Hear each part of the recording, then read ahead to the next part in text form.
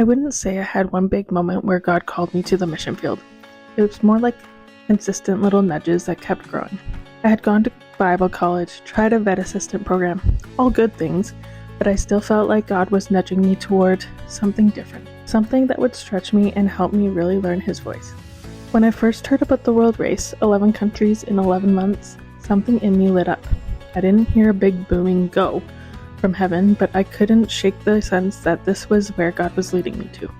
So after a lot of prayer, I said yes, packed up my bags, and joined a team of 31 strangers on an adventure that ended up being less about doing missions and more about learning to listen to God. At first, though, I didn't hear much of anything. I watched everyone else talk about what God was saying to them, and I just felt quiet.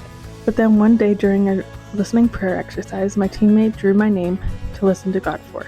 Afterwards, she said she was looking at the mountains covered in clouds and felt God say, "Even when you can't see me, I'm still here." What she didn't know was that I had been struggling with not feeling God's presence. So when she said that, I knew that was Him speaking through her. A few days later, I was looking at those same mountains, and suddenly everything went still.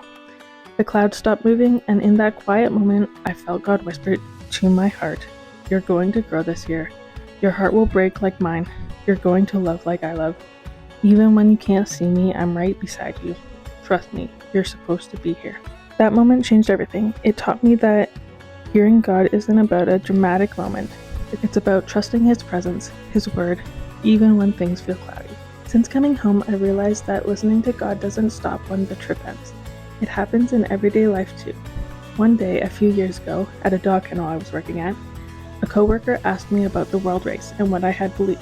I shared, messily but honestly, and I can see through little glimpses on social media years later that God has still been stirring that curiosity of God in him.